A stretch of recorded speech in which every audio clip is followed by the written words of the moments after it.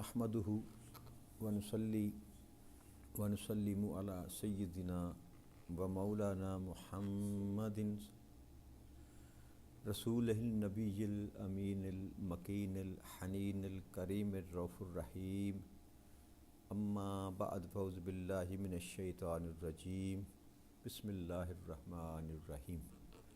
वाजिबुल एहतराम साथियों, अल्लाह ताला का बेपनाह लुत्फ़ व करम और उसका एहसान अज़ीम है कि जिसकी तौफ़ीक से हम उसके ज़िक्र के लिए उसके घर में जमा हैं। गुज़श्ता नशिस्त में हमने आयत नंबर 148 पर अपनी गुफ्तगू जो थी वो ख़त्म की थी। बस उसी आयत मुबारका से आयत नंबर 48 से ही अपने सबक का आगाज़ करेंगे।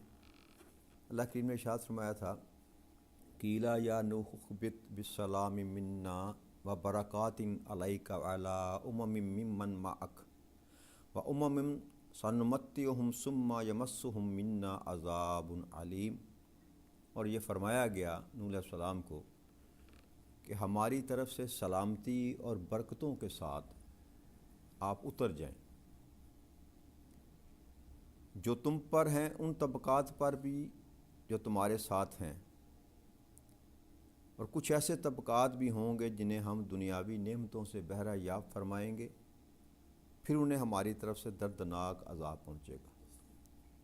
अल्लाह करीम की तरफ से नूह अलैहिस्सलाम को जब जूदी पहाड़ पर कश्ती सफ़ीना नूह जो है वो लग गई, तो अल्लाह करीम ने फिर नूह अलैहिस्सलाम को हुक्म दिया कि आप हमारी तरफ से सलामती और बरकतों के साथ नीचे उतर जाएं। ये कलाम जो रब्बे करीम ने किया, इसका एक सबब तो ये था कि इससे पीछे नूह अलैहिस्सलाम ने जब अपने बेटे के मुतल्लक अल्लाह करीम के आगे दुआ की तो रब्बे करीम ने कहा कि नूह, ये तेरा बेटा नहीं है, तो मुझसे वो सवाल ना किया करो जिसका तुम्हें इल्म ना हो, मैं तुम्हें नसीहत किए देता हूँ। तो नूह अलैहिस्सलाम ने फ़ौरन जो था अल्लाह की बारगाह में पनाह चाही और ये कहा कि मुझे बख्श दे और मुझ पर रहम कर, अगर तूने ऐसा ना किया तो मैं नुकसान उठाने वाले में से हो जाऊँगा। तो उसके बाद अल्लाह करीम ने फिर नूह अलैहिस्सलाम को ये इरशाद फरमाया कि नूह, अब तुम नीचे उतर जाओ मेरी सलामती के साथ। यानी कि पहली बात जो अल्लाह करीम ने नूह अलैहिस्सलाम को कही कि तुम सलामती के साथ नीचे उतर जाओ। इससे मुराद ये थी कि अल्लाह करीम के साथ वो जो रहम तलब करने का मामला था उसका जवाब अल्लाह करीम ने दिया कि सलामती के साथ नीचे उतर जाओ, और दूसरा बरकतों के साथ। दो चीज़ें रब्बे करीम ने यहाँ पर इरशाद फरमाई, एक सलामती और एक बरकत। और उसका सबब एक ये भी था कि जब नूह अलैहिस्सलाम को जूदी पहाड़ से नीचे उतरने का हुक्म दिया तो उस वक्त तक तमाम जो ज़मीन पर मौजूदात थे वो सारे के सारे फना हो चुके थे, तबाह हो चुके थे, कुछ बाकी ना बचा था। तो वो सारा कुछ ख़त्म हो चुका था। तो ये भी ज़हन में ख्याल हो सकता था नूह अलैहिस्सलाम के कि नीचे जाएंगे तो नीचे तो ना कुछ खाने को ना पीने को, कोई चीज़ तो ऐसी मुयस्सर ना थी। तो पहले अल्लाह करीम ने सलामती की बात की, फिर बरकत की बात की। बरकत से मुराद यह है कि हम तुम्हारी दीन और दुनिया के हर मामले में तुमको सलामती भी अता करेंगे और उसके बाद बरकत भी देंगे कि दवाम बख्शेंगे हम तुम्हारे हर मामले में। और फिर ये फरमाया कि जो तुम्हारे साथ तबकात हैं उनको भी, ये सलामती सिर्फ नूह अलैहिस्सलाम को ना अता की गई, नूह अलैहिस्सलाम के साथ जो तबकात से मुराद है कि जो लोग नूह अलैहिस्सलाम के साथ थे। जैसा कि मैंने अर्ज़ की थी कि नूह अलैहिस्सलाम जब ज़मीन पर उतरे तो उनके साथ जो थे फ़कत उनके बेटे थे, बाकी जो उनके साथी थे वो कश्ती में ही उनको हलाक कर दिया गया या उनको मौत दे दी गई। जब ज़मीन पर उतारा गया नूह अलैहिस्सलाम को तो उनके साथ फ़कत उनकी अपनी औलाद थी। इसको सूरह सफ़ात में अल्लाह करीम ने आयत नंबर 76 से 69 तक इस पर गुफ्तगू की। अल्लाह ने फरमाया कि और हमने वनज्जैनाहु व अखलहु मिनल कर्बिल अज़ीम, और हमने निजात दी नूह अलैहिस्सलाम को और उनके अहल व अयाल को एक अज़ीम कर्ब से। वजअलना ज़ुर्रियतहुमुल बाकीन, और हमने बना दिया, ठहरा दिया उनको बाकी रहने वालों में से। तो इस आया करीमा से भी जो मुफस्सिरीन ने, ज़्यादा मुफस्सिरीन का जो कौल है इसी पर है कि ये अल्लाह करीम में जो ज़िक्र कर रहा है ये फ़कत نوح علیہ السلام کی جو آل تھی ان کی بات کی جا رہی ہے، اولاد کی بات کی جا رہی ہے. اخلق کو آل جب لفظ استعمال کیا جاتا ہے تو آل میں جو امت ہوتی ہے وہ بھی شامل ہو جاتی ہے. پورا قبیلہ قبائل جو ہیں وہ بھی آل میں آ جاتے ہیں. جیسے آل فرعون کہا جاتا ہے تو آل فرعون کا مطلب ہوتا ہے فرعون اور اس کے ساتھی جتنے بھی تھے. اسی طرح یہاں اللہ نے اہل کہا. جب اہل کہا جاتا ہے اس سے مراد گھر والے ہوتے ہیں. تو زیادہ مفسرین کی رائے یہی ہے کہ وہاں جودی پہاڑ سے جب نوح علیہ السلام نیچے اترے تو ان کے ساتھ فقط ان کے بیٹے اور بہویں تھیں. تو جو برکت کی رب کریم نے یہاں پر بات کی وہ یہ ایک تو دنیاوی برکت تھی، دوسرا اسباب میں اور مال میں اور اولاد میں برکت کی بھی اللہ کریم نے بات کی. کیونکہ تمام جو انسان تھے وہ تو اس غرقاب ہو چکے، اس اللہ کے طوفان کی نظر ہو چکے. تو پھر اللہ کریم نے نوح علیہ السلام کے ان بیٹوں سے جو آپ کی ذریت کو دوام بخشا، یہ برکت تھی کہ نوح علیہ السلام کی اولاد میں سے پھر ساری آج تک جتنی بھی مخلوقات آپ دیکھ رہے ہیں انسانوں کی شکل میں اس زمین پر، وہ ساری نوح علیہ السلام کے 3 بیٹوں کی اولاد، سام، خام اور یافس، یہ 3 بیٹے، یہ ساری اولاد جو زمین پر آپ کو نظر آ رہی ہے، یہ برکت ہے جو اللہ کریم نے نوح علیہ السلام کو جس کا کہا کہ ہماری سلامتی اور برکت کے ساتھ آپ نیچے اتر جائیں.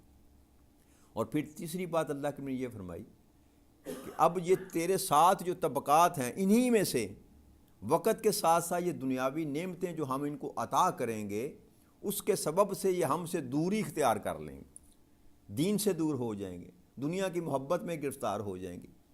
اس سبب سے پھر کیا ہوگا کہ ہماری طرف سے ان پر دردناک پھر عذاب آ پہنچے گا. کہ جیسے ہی قوم جو کوئی بھی قوم جب ایک حد سے زیادہ تجاوز کرتی، اللہ کے احکامات کی خلاف ورزی کرتی اور اللہ کی حاکمیت کو چیلنج کرتی، تو پھر رب کریم کا امر جو ہے وہ ان پر نازل ہوتا اور ان کو صفحہ ہستی سے مٹا دیتا.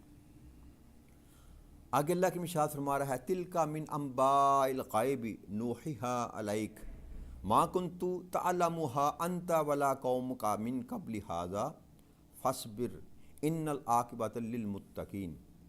رب کی ارشاد فرما رہا ہے کہ میرے محبوب یہ بیان ہے ان غیب کی خبروں میں سے جو ہم آپ کی طرف وحی کرتے ہیں. اس سے قبل نہ آپ انہیں جانتے تھے نہ آپ کی قوم، پس صبر کریں، بے شک بہتر انجام پرہیزگاروں کے لیے ہی ہے. تو اللہ کی یہ فرما رہا ہے اپنے محبوب کو کہ یہ جو خبریں میں آپ کو دے رہا ہوں یہ غیب کی خبریں، یعنی کہ یہ ایسی بات نوح علیہ السلام کا قصہ ہو یا دوسرے انبیاء کرام کے جو قصص اللہ کریم نے قرآن کریم میں بیان فرمائے، یہ مکہ کے رہنے والے جو لوگ تھے وہ نہیں جانتے تھے یہ سارے معاملات. جو اہل کتاب تھے ان کی کتابوں میں تھے کچھ نبیوں کا ذکر تھا مگر اجمالاً ذکر تھا. جس قدر تفصیل کے ساتھ رب کریم نے قرآن کریم میں نبیوں کے قصص بیان کیے کسی اور کتاب میں موجود نہیں ہے. تو اللہ یہ بتانا چاہتا ہے کہ میرے محبوب یہ وہ غیب کی خبریں ہیں کہ جن کو کوئی نہیں جانتا. اصل علم تو اللہ کے پاس ہے.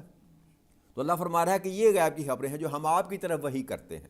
کہ سورس نبی اکرم صلی اللہ علیہ وسلم کے پاس جو سورس تھا وہ اللہ کی وحی کے سوا کوئی اور نہ تھا. اللہ کی طرف سے ہی آپ کو سارے پیغامات جو تھے، غیوبات جو تھے، وہاں پر ظاہر کیے جاتے تھے. تو آپ بھی نہیں جانتے تھے اور آپ کی یہ جو قوم ہے یہ بھی اس کو ہرگز نہیں جانتی تھی. تو بس آپ صبر کریں. اگر یہ آپ کی بات کو نہیں مانتے، یہ تکذیب کرتے ہیں، استہزاء کرتے ہیں، تو آپ اس پر صبر کریں. انجام جو بہتر ہوتا ہے وہ تقوی شعار لوگوں کا ہی ہوتا ہے جو پرہیزگار ہوتے ہیں. پھر اللہ کی ارشاد فرما رہا ہے وَإِلَىٰ عَادٍ أَخَاهُمْ هُودًا قَالَ يَا قَوْمِ اعْبُدُوا اللَّهَ مَا لَكُم مِّنْ إِلَٰهٍ غَيْرُهُ إِنْ أَنْتُمْ إِلَّا مُفْتَرُونَ. اور ہم نے قوم عاد کی طرف ان کے بھائی ہود علیہ السلام کو بھیجا. انہوں نے کہا کہ اے میری قوم اللہ کی عبادت کرو، اس کے سوا تمہارے لیے کوئی معبود نہیں، تم اللہ پر محض بہتان باندھنے والے ہو. یعنی کہ اللہ کے ساتھ کسی اور کو شریک ٹھہرا کر تم محض اللہ پر بہتان باندھتے. تو ہود علیہ قوم عاد جو تھی وہ بھی بت پرستی کی وبا میں مباری میں مبتلا تھی. ان کی طرف اللہ کریم نے ہود علیہ السلام کو بھیجا. یہاں اللہ کریم نے جو کلام شروع کیا وَإِلَىٰ عَادٍ أَخَاهُمْ هُودًا، ہم نے قوم عاد کی طرف ان کے بھائی کو بھیجا ہود علیہ السلام کو. یہ اللہ کریم کا ایک طرز کلام ہے جو حضرت نوح علیہ السلام کے متعلق اللہ نے یہی فرمایا، اپنا شعیب علیہ السلام کے متعلق بھی، صالح علیہ السلام کے متعلق بھی یہ فرمایا کہ ہم نے ان کے بھائی کو بھیجا. تو اس لفظ احاہم پر جو ہے نا بعض لوگ جو ہیں اس کو حجت بناتے ہیں اس بات پر کہ نبی جو ہوتے ہیں وہ امتی کے بھائی ہوتے ہیں۔ اس پر سن 13 ہجری میں ایک شیخ اسماعیل دہلوی ہوئے ہیں، انہوں نے ایک دلیل باندھی اس پر کہ جو نبی ہوتا ہے اس کا درجہ بڑے بھائی جتنا ہوتا ہے، لہٰذا ہمیں ان کی اتنی ہی تعظیم کرنی چاہیے جتنی بڑے بھائی کی جاتی۔ اور اس پر بعد میں بھی کئی لوگوں نے یہ جو اللہ نے ارشاد فرمایا نا آدین اخاہم خودا، اس کو دلیل بناتے ہوئے یہ بات ثابت کرنے کی کوشش کی کہ نبی جو ہوتا ہے وہ بڑے بھائی کی طرح بھائی ہوتا ہے، لیکن کیونکہ مراتب میں بڑا ہوتا ہے لہذا ان کی بڑے بھائی کی طرح عزت کرنی چاہیے۔ لیکن یہ اصلاً بات نہ جائز ہے، نہ نبی اکرم صلی اللہ علیہ وسلم کی ذات کے متعلق یا کسی اور نبی کے متعلق یہ کہا جا سکتا ہے کہ وہ ہمارے بھائی ہیں۔ اللہ کریم کی شان اپنی ہے، وہ جس طرح چاہے کسی کلام کو پیش کرے، مگر امتی کوئی ایک قرآن کریم میں ایسی آیت آپ نہیں بیان کر سکتے، یا نبی اکرم صلی اللہ علیہ وسلم کی اگر بات کی جائے تو کوئی ایک حدیث ایسی آپ بیان نہیں کر سکتے جس میں کسی امتی نے کہا ہو کہ نبی اکرم صلی اللہ علیہ وسلم میرے بھائی ہیں۔ حالانکہ علی کرم اللہ وجہ کریم آپ کے بھائی تھے، چچا زاد بھائی تھے، خون کا رشتہ تھا، مگر کوئی ایک سند بھی ایسی نہیں ملتی کہ کبھی حضرت علی کرم اللہ وجہ نے نبی اکرم صلی اللہ علیہ وسلم کو بھائی کہہ کے مخاطب کیا ہو۔ قرآن کریم اللہ نے فرمایا کہ یہ جو میرا محبوب ہے یہ تم مردوں میں سے کسی کا باپ نہیں ہے، یہ فقط اللہ کا رسول ہے۔ تو رب کریم تو صراحت کے ساتھ یہ کہہ رہا ہے کہ یہ تمہارے باپ نہیں ہیں، تو بڑا بھائی کیسے ہو سکتا ہے؟ استغفر اللہ معاذ اللہ نعوذ باللہ۔ مگر ان کی رائے ہے، وہ جانے اور ان کا خدا جانے۔ مگر قرآن کریم کا جو مضمون جو اللہ کریم نے یہاں پر بیان کیا، اس میں کئی مقامات پر اللہ کریم نے، اب دیکھیں نا، ایک شخص نے نبی اکرم صلی اللہ علیہ وآلہ وسلم سے پہلے قربانی کر دی، تو اللہ نے فرمایا لا تقدمو، خبردار پیش قدمی نہ کیا کرو، آگے نہ بڑھا کرو اللہ اور اللہ کے رسول سے۔ تو کیا اگر بڑا بھائی اگر یہ ان کا قول جو ہے جس پر وہ دلالت کرتے ہیں، اگر کوئی بڑا بھائی پہلے قربانی کر لے تو کیا وہ غیر شرعی ہو جائے گا، غیر قانونی ہو جائے گا، یا رب کی ناراضگی کا باعث ہو جائے گا؟ کام تو جائز کر رہے ہیں، قربانی نماز پڑھی آپ نے جی، نماز پڑھنے کے بعد قربانی شروع ہو گئی، مگر اگر نبی اکرم صلی اللہ علیہ وآلہ وسلم موجود ہیں تو پھر کوئی پہلے قربانی کرے گا تو رب کو یہ گوارا نہیں کہ میرے رسول سے آگے بڑھ رہے ہو۔ تو کیا بڑے بھائی کے متعلق یہ کلام ایسے قرآن کریم میں کہیں آپ کو ملتا ہے؟ اسی طرح اللہ کریم نے ارشاد فرمایا خبردار اپنی آوازوں کو میرے محبوب کی آوازوں سے پست رکھا کرو۔ تو کیسے یہ قیاس بھی کیا جا سکتا ہے؟ رب تو اونچی آواز میں بات کرنے کی اجازت نہیں دے سکتا، تو کیا بڑے بھائی کے ساتھ اونچی آواز میں بات نہیں کی جا سکتی؟ پھر اللہ نے فرمایا کہ تم میرے محبوب کو ایسے نہ پکارا کرو جیسے آپس میں پکارتے ہو، مکان سے باہر کھڑے ہو کو آواز نہ دیا کرو میرے محبوب، جب میرے محبوب کے حجرے میں آتے ہو تو میرے محبوب کو ایسے نہ پکارو جیسے آپس میں کسی کو پکارتے ہو۔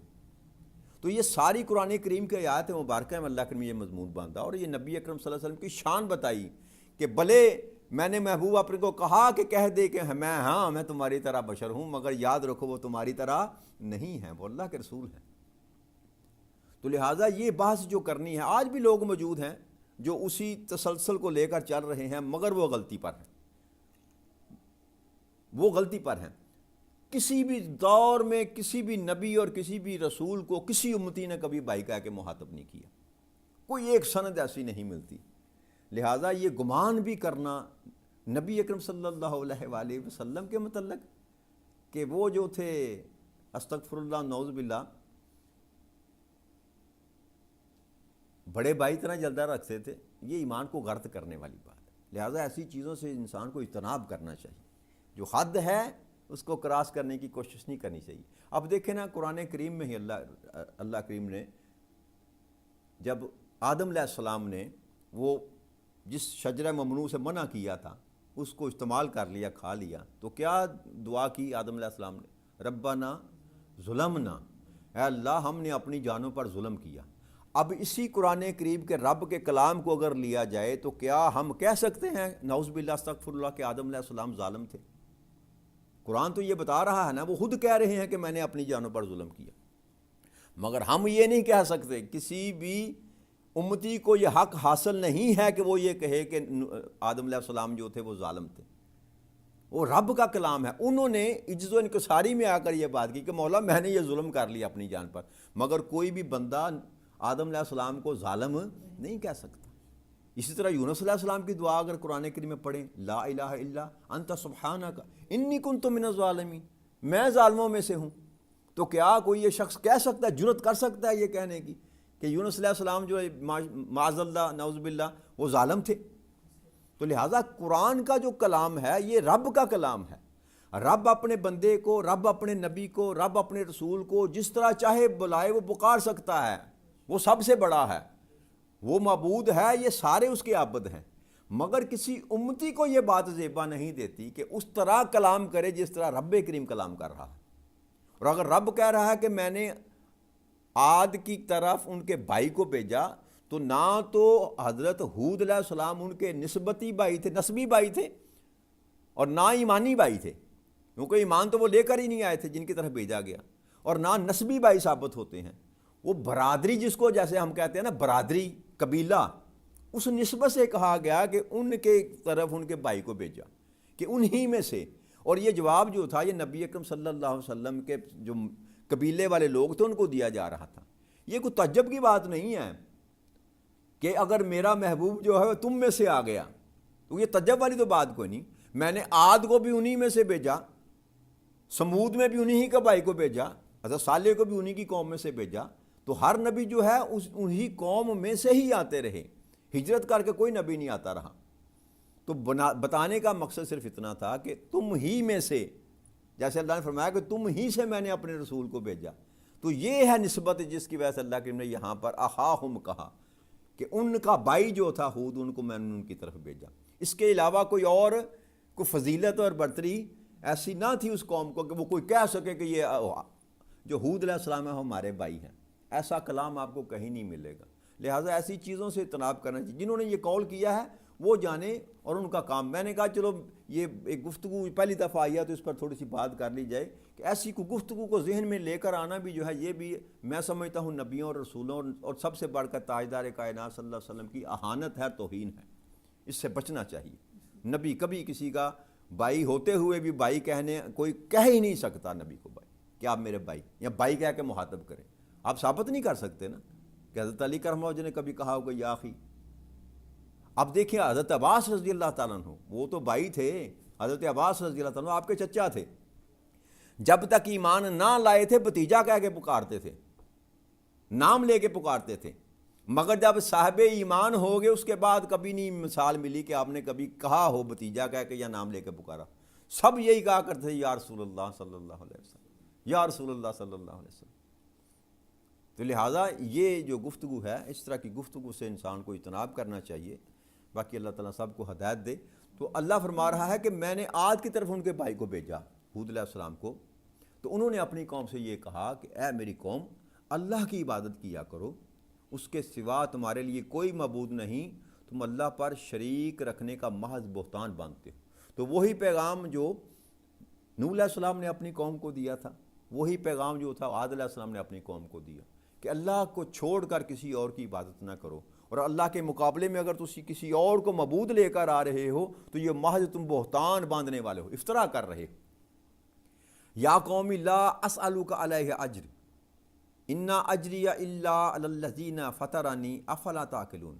اور اے میری قوم، میں یہ جو آپ کو دعوت اور تعلیم دے رہا ہوں یا تمہیں تبلیغ کر رہا ہوں، میں تم سے اس پر کوئی اجرت نہیں مانگتا، میرا اجر فقط اسی کے ذمہ کرم پر ہے جس نے مجھ کو پیدا فرمایا۔ کیا تم عقل نہیں رکھتے؟ تو یہ نوح علیہ السلام نے بھی یہی کلام کیا تھا، انہوں نے بھی یہ کہا کہ اگر میں تمہیں سیدھے راستے کی طرف بلا رہا ہوں، تمہیں میں دعوت دے رہا ہوں، تو میں کو تم سے پیسے مانگتا ہوں؟